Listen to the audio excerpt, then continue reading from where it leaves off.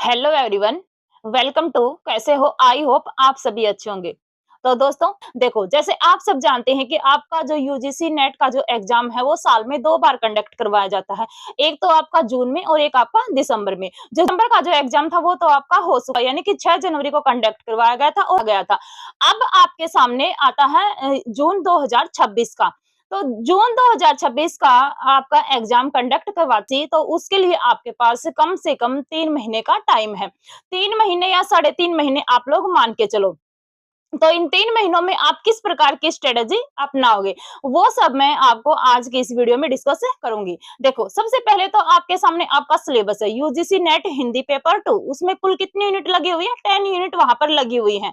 तो जो 10 यूनिट हैं, जिसमें से आपकी यूनिट 5 से लेकर यूनिट 6 तक, यहाँ से क्या करता है आजकल एग्जामिनर ज़्यादा क्वेश्चन पूछ रहा है। क्या होता था कि पहले आपकी जो दूसरी यूनिट है, वहाँ से 30 या 40 क्वेश्चन उठाए जाते थे।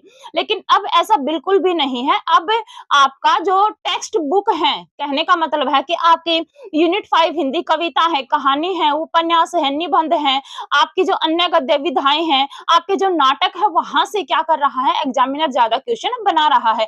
तो अब आपको उसी लेवल की तैयारी करनी है। सबसे पहले तो मैं आपको सजेस्ट करूंगी, अगर कोई बच्चा फर्स्ट टाइम भी अगर पेपर दे रहा है या फिर कोई बच्चा ऐसा है जिसका एग्जाम कुछ पॉइंट से रह जाता है, तो ये स्ट्रेटेजी उसके लिए भी सही रहेगी जो पहली बार एग्जाम दे रहा है। और जिसने एक दो बार एग्जाम दे दिया है, उसको तो ये पता ही है डेफिनेटली कि एग्जामिनर कहाँ से क्या क्वेश्चन बना रहा है। बस जिसका एक दो क्वेश्चन जी अब स्मार्ट तरीके से अपनानी पड़ेगी। स्मार्ट तरीके का मतलब क्या है कि आपको वो वीक पॉइंट, जो आपका वीक पॉइंट है, वो आपको पकड़ना पड़ेगा। अगर आप अपने वीक पॉइंट को पकड़ गए तो समझ लो आपका एग्जाम जाएगा, क्लियर हो जाएगा। अब जो बच्चा पहली बार एग्जाम दे रहा है, उसके लिए क्या स्ट्रेटेजी रहेगी? देखो, सबसे पहले तो आपको करना क्या है कि 2022 से लेकर 2025 तक के क्या करने हैं, पीवाईक्यू को एनालिसिस करना है। जैसे आपकी यूनिट फर्स्ट है, कौन सी? भाषा विज्ञान की। तो भाषा विज्ञान के आपको 4 साल के पीवाईक्यू कहाँ पर उतार लेने हैं? अपनी कॉपी में उतार लेने हैं। मैंने कहा है अपनी कॉपी में उतार लें। देखो भाई, मेहनत तो करनी पड़ेगी, एग्जाम आपको देना है, पास आपको होना है, सर्टिफिकेट आपको लेना है, पीएचडी में एडमिशन आप लोगों को लेना है। बस टीचर एक क्या कर सकता है, गाइडेंस आप लोगों को दे सकता है। जैसे मैं अपनी बताऊं, मैंने जब एग्जाम क्लियर किया था, मैंने जी अपनाई थी कि 4 साल के पीवाई को यूनिट फर्स्ट से लेकर यूनिट 10 तक आप मान के चलो कितनी मेहनत हुई होगी उनके पीछे। तो मेहनत तो देखो आप लोगों को करनी पड़ेगी। तो मैंने क्या किया था, यूनिट 1 के क्वेश्चन एक जगह उतार लिए थे, यूनिट 2 के एक जगह, यूनिट 3 के एक जगह। इस तरह से मैं यूनिट 1 से लेकर यूनिट 10 तक हर साल के पीवाईक्यू, कितने साल के बताया मैंने? 4 साल के। तो इस तरह मैं क्या करती गई थी, अपनी कॉपी में उतारती गई थी। अगर आप कॉपी में उतार नहीं सकते तो यूथ कंपटीशन की एक बुक आती है, आप उससे कर लो। बट बेटर यह रहेगा कि आप अपने हाथों से लिखोगे, लिखने की प्रैक्टिस तो होगी होगी, साथ में आप अपना जो माइंड है वहां पर भी आप जो लिख रहे हो, वो कहीं ना कहीं बातें क्या होंगी आपके माइंड में सेट होती जाएंगी। तो आप क्या करना, आप उनको कॉपी में उतार लेना। मैंने कहा है first unit, second unit, third unit, ऐसे ही मतलब 10 यूनिट के आपको पीवाई के अपने कॉपी में उतार लेने हैं। फिर आपको वहां से ये देखना है कि कहाँ से ज्यादा क्वेश्चन बन रहे हैं और कौन सा क्वेश्चन बार बार रिपीट हो रहा है।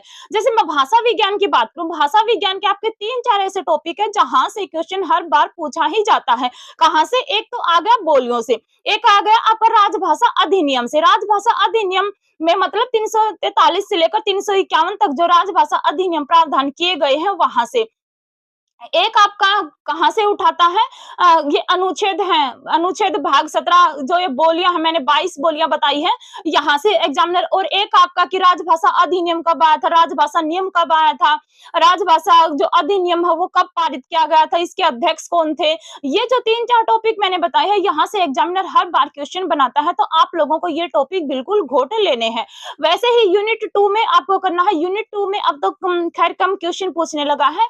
इसी प्रकार से आपको यूनिट 3 जो भारतीय काव्य शास्त्र है, यूनिट 4 जो है आपकी वैचारिक पृष्ठभूमि को आप चाहे कितना ही कर लो, उतना ही आप लोगों के लिए कम है। तो उसके लिए मैं सजेस्ट करूंगी कि आप जो गूगल का सहारा लो यूनिट 4 के लिए। यूनिट 4 के लिए आप किसका सहारा लोगे? गूगल का सहारा लेकर आप यूनिट 4 को कवर कर सकते हो, क्योंकि यूनिट 4 कितने भी कर लो आप लोगों के लिए मतलब कम ही पड़ेगी। अगर यूनिट 5 से यूनिट 10 की अगर मैं बात करती हूँ, तो उसके लिए देखो थोड़ा-सा आपको डीप पढ़ना पड़ेगा, और क्वेश्चन को जब आप एनालिसिस करोगे तो आपको ये पता चल जाएगा कि किस उपन्यास से, किस नाटक से, किस निबंध से, किस संस्मरण से, किस जीवनी से और किस कविता से मतलब ज्यादा क्वेश्चन हर बार बन रहे हैं। तो आपको उसी के अकॉर्डिंग क्या करनी है, अपनी तैयारी को करनी है।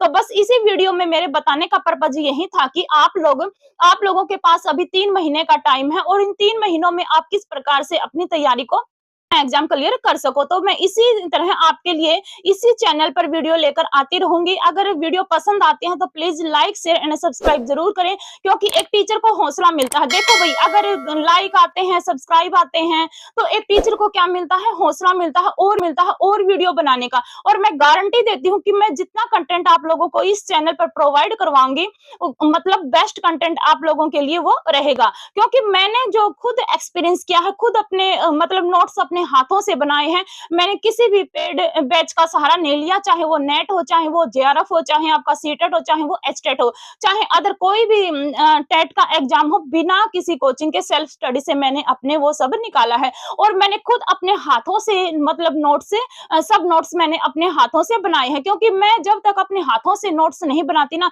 मैं किसी पर भी मतलब बिलीव नहीं करती, बुकों पर भी मैं बिलीव नहीं करती जब तक मैं अपने हाथों से उन बुकों में से नोट्स नहीं बना लेती। देखो आखिरी टाइम में आपका हथियार सिर्फ एक ही है, आपके शॉर्ट नोट्स। तो वो शॉर्ट नोट्स ही, जैसे कि आपके एग्जाम के 4 या 5 दिन रहते हैं, तो आप ये जो पूरी बुकें हैं इनको नहीं पढ़ सकते। आपके जो शॉर्ट नोट्स काम करते हैं, इसलिए साथ-साथ अपने शॉर्ट नोट्स बनाते हुए चलो। और लास्ट टाइम पे 5 या 10 दिन जब आपके एग्जाम के रह जाते हैं, तो आप लोगों को वो शॉर्ट नोट्स से क्या करने हैं, बार-बार उनको क्या करना है, रिवाइज करना है, क्योंकि लास्ट टाइम पर आपके पास इतना टाइम नहीं रहता कि आप पूरी बुकों को क्या करो, पढ़ो। तो वो शॉर्ट नोट्स ही आपके लिए काम आएंगे। तो बस ये वीडियो बनाने का पर्पज मेरा यही था। अगर मैं इस चैनल पर आपको यूनिट 10 जो आपका UGC net paper two Hindi है, उसकी यूनिट 10 मैं शुरू करवा चुकी हूँ, जिसकी 4 वीडियो मैंने प्रोवाइड करवा दी है। ये चैनल मेरा डेडिकेटेड रहेगा, मैं बता देती हूँ। एचटेट, टीजीटी, पीजीटी हिंदी और UGC net paper two Hindi के लिए मेरा चैनल मैंने बनाया है। तो अगर वीडियो पसंद आती है तो please like share and subscribe जरूर करें। इसी तरह मैं आप लोगों के लिए वीडियो